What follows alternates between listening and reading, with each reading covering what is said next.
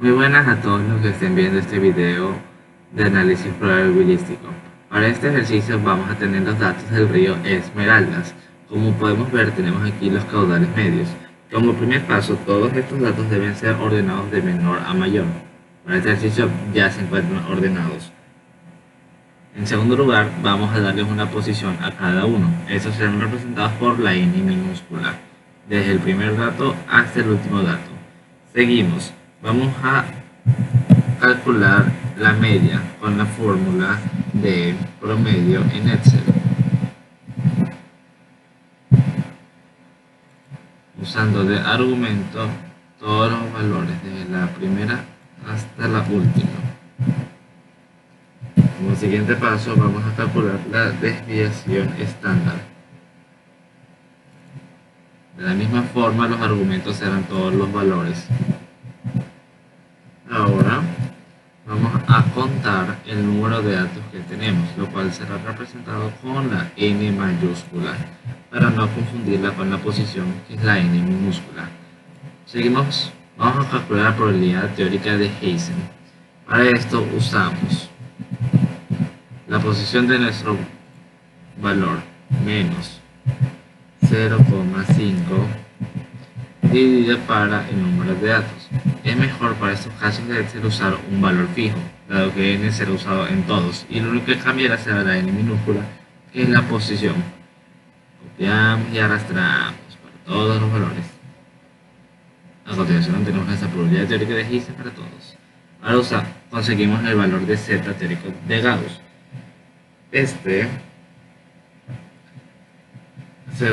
Usando la fórmula que está a continuación, imp.no.stam.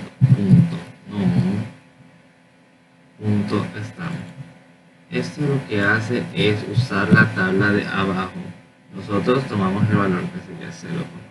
Ahora tenemos la z teórica. Esto de la misma forma, tenemos 1, vamos hacia abajo. Listo, todo. Ahora necesitamos el caudal teórico. Usamos la siguiente fórmula. No, es normal, esto es. Ahora, la probabilidad teórica de Heysen es el primer argumento. Este es un valor alterado, o sea que va a cambiar. Segundo, la media es un valor fijo, así que notamos 886,6. Y el siguiente valor es la desviación estándar, el cual es un dato también fijo, así que van a tener que anotarlo. Y aquí tenemos 458,54 para el primer. Y bajamos todo. Qué fácil. A continuación, el z real. En este caso, los argumentos para el valor son valor variable, el caudal medio, que es el valor de x, menos la media, que es un valor que es fijo para todos, 886,6. Cerramos. Dividido para la desviación estándar, que de la misma forma, valor fijo, por lo tanto se lo escribe. Obtenemos el z real del primero y de la forma copia y arrastra, y así obtenemos para nuestros 26 datos. Ahora vamos a calcular la probabilidad acumulada usando de la misma forma distere.no.n, que pide primero el valor que va a cambiar, segundo la media, valor fijo, o sea, escribir. Tercero, desviación estándar, como él mismo dice en la fórmula. Y por último, el acumulado, es decir, si queremos que se acumule. Como no es una probabilidad acumulada, nosotros sí queremos decir verdadero. Y cerramos. Tenemos que la probabilidad acumulada para el primer caso es de 0,080, o sea, es una probabilidad sería casi 8% de que logre ser o pasar este caudal medio de 596,3. Ahora, es una acumulada. Vamos a ver que se va a ir sumando. El primer, como pueden ver, nuestro primer valor es uno del 8%, o sea, casi que no va a pasar. Mientras que el último valor tiene una probabilidad cercana al 100%, o sea que es muy probable que vaya a pasar. En esta parte vamos a hacer la prueba de ajuste chi cuadrado. Para empezar la prueba de ajuste chi cuadrado, primero vamos a tener una hipótesis. Nuestra hipótesis nula para nuestro ejercicio será que los datos que tenemos siguen una distribución normal y tienen una media de, en el ejercicio pasado era de 886 y 206, de 886 y 206 respectivamente. Mientras que a la vez debemos tener una hipótesis nula, lo cual simplemente será lo opuesto de nuestra hipótesis nula de HO. Ahora, con el siguiente paso, vamos a sacar nuestro número de clases. ¿Qué es el número de clases? El número de clases serán los datos que vamos a usar y son determinados por la fórmula de Surges, la cual a continuación va a ser igual a 1 más 3,322 por el logaritmo. Logaritmo de la base 10 del número n, que es, como es la n mayúscula, es el número de casos totales. Para nuestro ejercicio fue 26.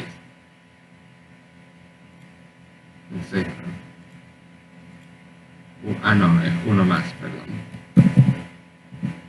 5.7, lo cual Sturges solo toma números enteros, así que esto se tiene que redondear. El redondeo a 1 es 5, es un 6 cerrado. Ahora tenemos 6 casos, así que acabamos 1, 2, 3, 4, 5, 6. Ahora, ¿de dónde sacamos estos casos? Simple. Tenemos que hacer un histograma con todos estos datos. Hecho el histograma, debemos aumentarle el rango, definirse, mejor dicho. Aquí vamos a esta parte de ajustes, opciones de eje, número de rangos. Con este histograma debe ser de 6 rangos, por la ecuación Surges usamos 6. Aquí tenemos rango límite inferior y límite superior, y estos los debemos copiar. A continuación vamos para el caso 1, 596,3, límite inferior, y 718,2. 718,2, límite superior. Y así respectivamente 718,2 como límite inferior, límite superior, 840,2. Nótese que el límite superior del último va a ser el límite inferior del siguiente caso, 962,1. Dato que recordar para así no hacer tanto copia y pega. Seguimos. 1084,1. 84.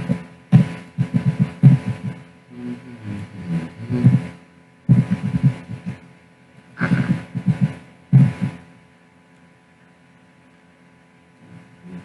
1206,0.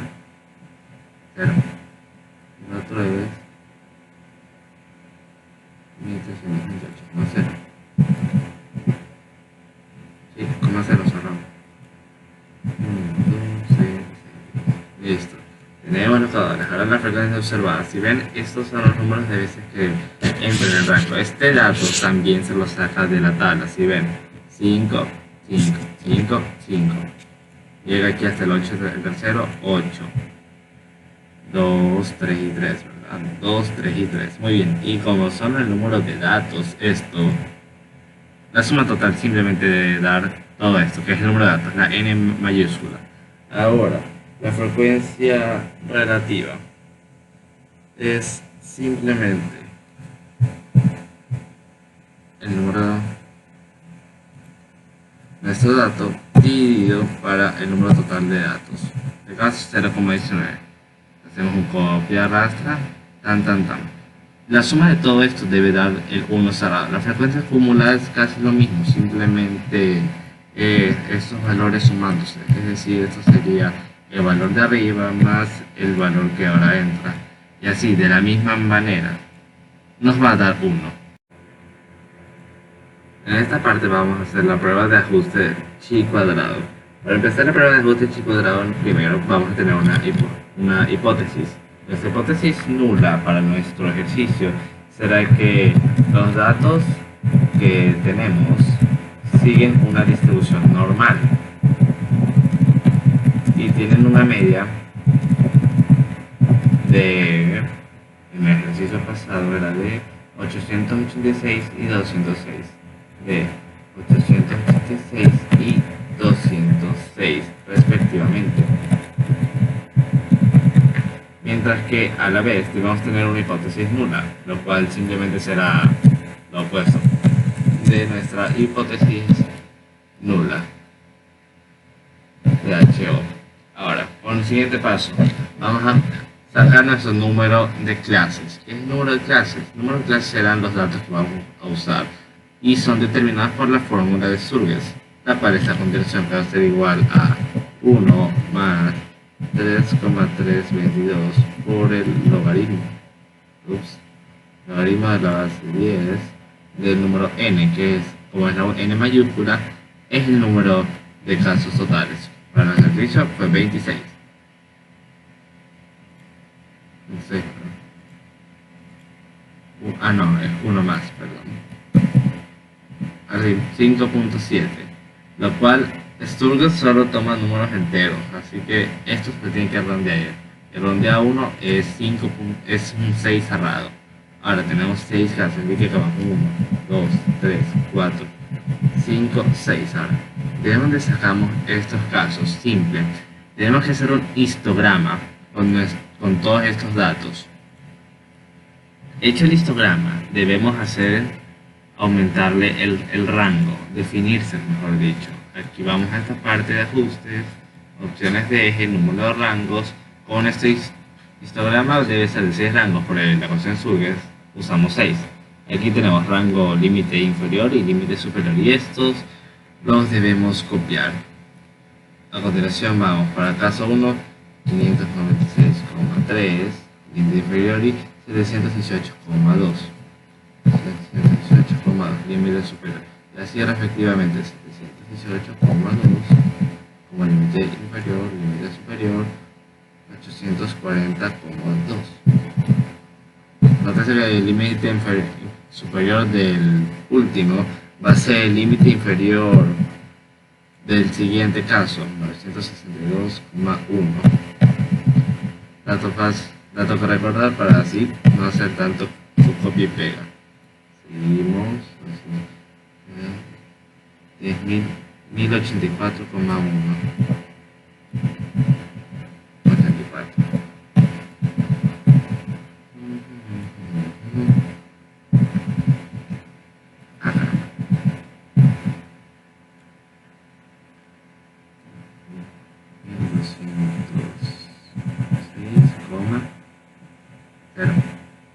La otra vez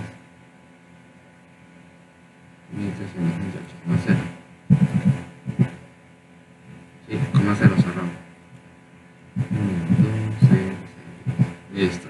Tenemos los dólares. Ahora la frecuencia observada. Si ven, estos son los números de veces que entran en el rango. Este dato también se lo saca de la tabla. Si ven, 5, 5, 5, 5.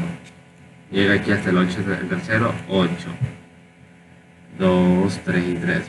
2, 3 y 3. Muy bien. Y como son el número de datos, la suma total simplemente de dar todo esto, que es el número de datos, la n mayúscula. Ahora, la frecuencia relativa es simplemente el número de nuestro dato dividido para el número total de datos. En este caso, 0,19.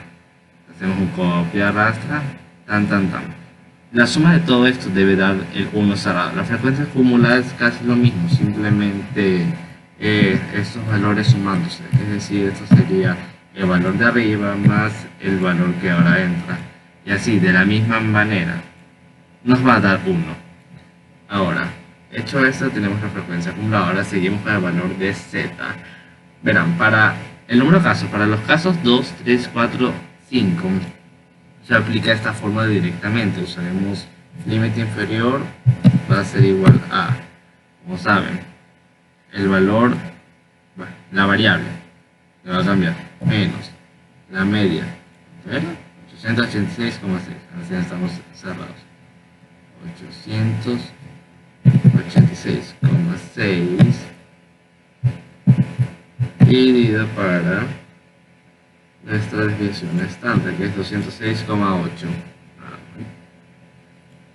206,8. Reitero, es mejor tenerlos así, poner en fijo para evitar problemas. Ahora, de la misma forma, copia, pega, arrastra, copia, pega, arrastra, Ahora, en el caso del caso 1, el caso 6, que son primero y último respectivamente, para el primer caso se toma solo el valor de el límite superior.